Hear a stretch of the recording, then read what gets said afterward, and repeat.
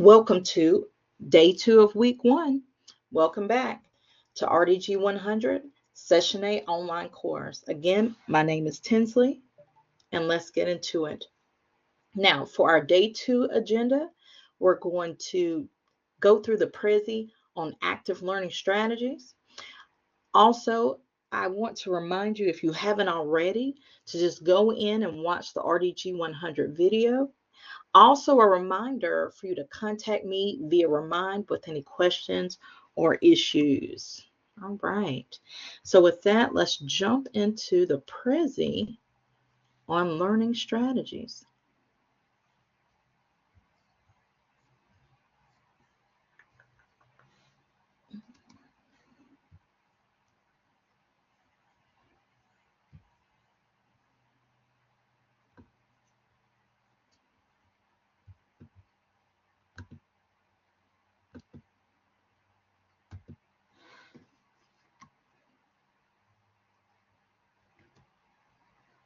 Now, the first learning strategy we want to cover is the KWL active learning strategy.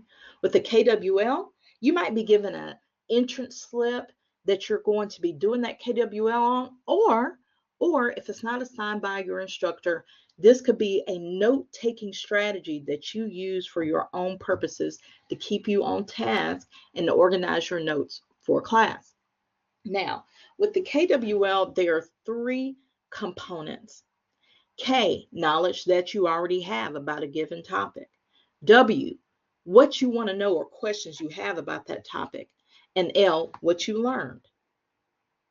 All right. So again, you can create it on a sheet of paper. If your instructor has not given you one, a lot of times instructors will not give you one. Some instructors do use this strategy, but it's an easy to do and engaging strategy. So again, the K is the knowledge you already have. The W, those are questions or what you want to know. And the L is what you've learned about that information after the lecture or information or reading the chapter on that topic. All right, KWL. Okay. So this is what the chart could look like. So if you walk into the classroom or look at the chapter with the objectives, the opening objectives for a chapter, it's an easy way to get a KWL started. So for instance, in this course, you could have objectives such as, what is active reading?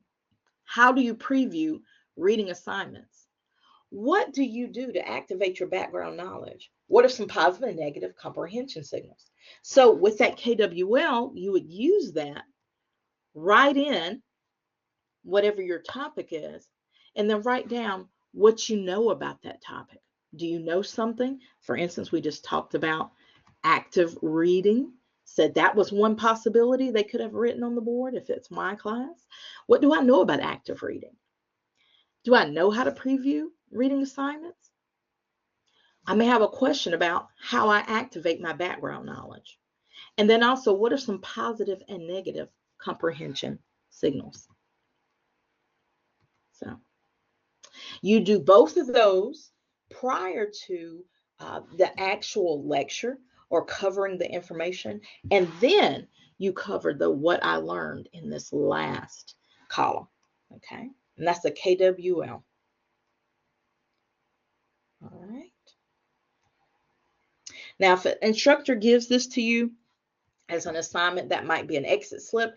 If not, that would be for your notes and would be excellent for review of concepts to get you ready for assessments or papers, things like that. Again, KWL, active learning strategy.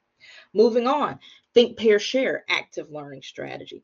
Now, this is a group work strategy. Now, within groups, sometimes the instructor gives you an assignment in class, and when you get into the group, it might be asked, hey, what does the instructor want me to do? What is it that we're doing right now?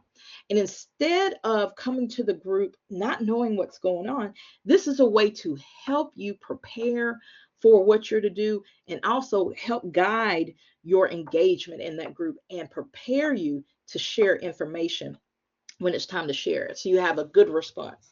So the first thing you would do is think by yourself, pair it with a partner, and then share, whether it be to share out loud to the whole class or share within a large group, or share and write down the thing, whatever the instructor is asking you to do with that assignment.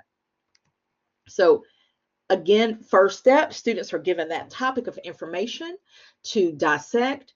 Then you're to use the time allotted. They give you 5 minutes, whatever the time is, to think about that given topic. Then you write down your own thoughts, your opinions, any confusion you might have. So here's a good template for that. So you have think, pair, share. You cover firstly, this is how you help yourself not be confused when you get into that group work area. You cover, what is the issue? What is the question? What's the topic? What is it that the instructor wants me to do? You write that down so you don't forget it. Then you go over here. What do I think about that topic? What are my own thoughts? So this is what they want me to do. What is it I'm supposed to be doing? What do I think about this thing? Now, when you pair up, when you're in the group, what does my partner or partners think? You write that down.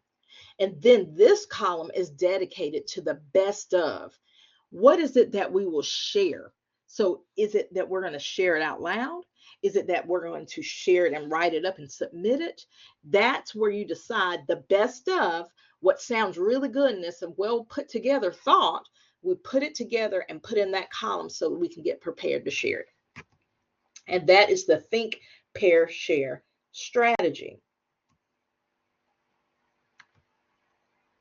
All right. So again, whether you are asked to share that out to the group or to write it down, that's the last step. Think, pair, share, active. And I have here reading strategy, but that's an active strategy you could use in any class. All right. Brain dump strategy.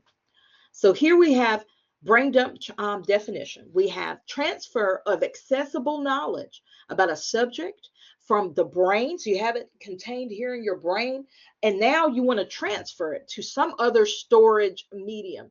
And in this case, that would be a sheet of paper. You could have been typing it up or whatnot, but in this, you're going to be writing it swiftly down on a sheet of paper. So what's the first step? Students are instructed to highlight and annotate during class. So you're taking notes. I'm taking notes during class. I'm getting ready for what comes next. All right. So at the end of class, you're to complete a brain dump. So everything that you remember, you just write it down feverishly. You just write it all down swiftly to get all that information down. Now, this is an application that students really like. It is brain dumping on tests. And this, I have in parentheses here, if permitted, because it's very important if you're going to use this strategy to ask your instructor for permission first, to go to their office or write an email. Be clear that this is a strategy you'd like to use. Okay. So now that I've given that disclaimer, let me explain how this works. So after receiving a test, like the test has been given to you, you would then quickly write down relevant information. Again, as the brain dumps it feverishly on the given test or on a sheet of paper, depending on if the instructor doesn't want you to write on that test. Now, if they permit you to have a sheet of paper, you could show that sheet of paper to them and show them there's nothing on here.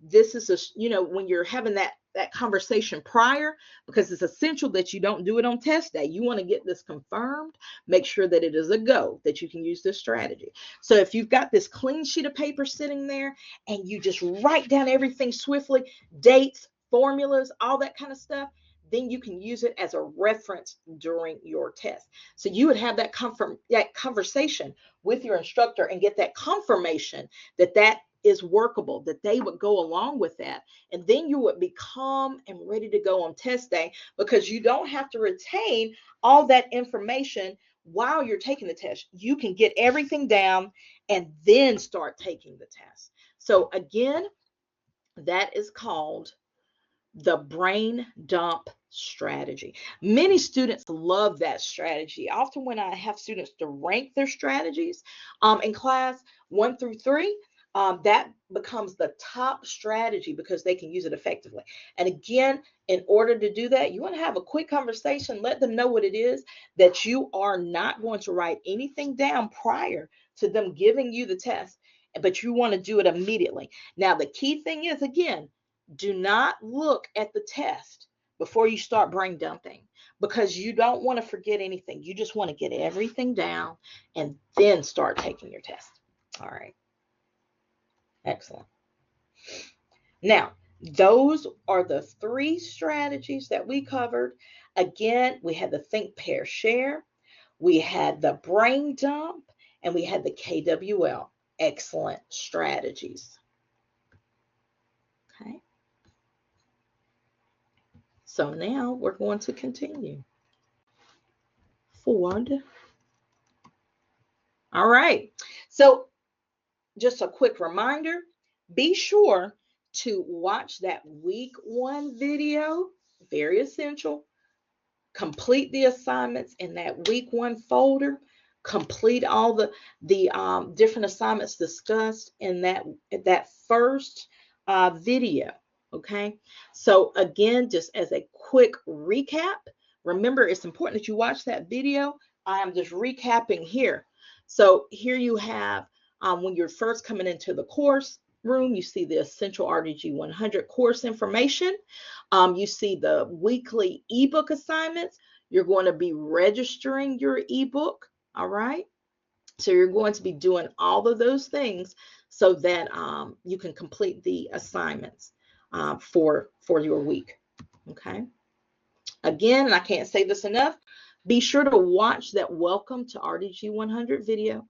Contact me by Remind with any issues or questions. Now, I want to just take a quick moment, see if I can slide this up here.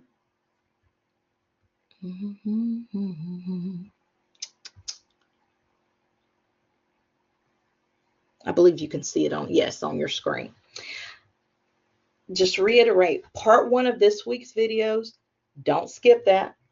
There is no time like the present to get started, and you always want to work ahead so that you never get behind. Again, if you have questions, let me know. Many of you have signed up for Remind.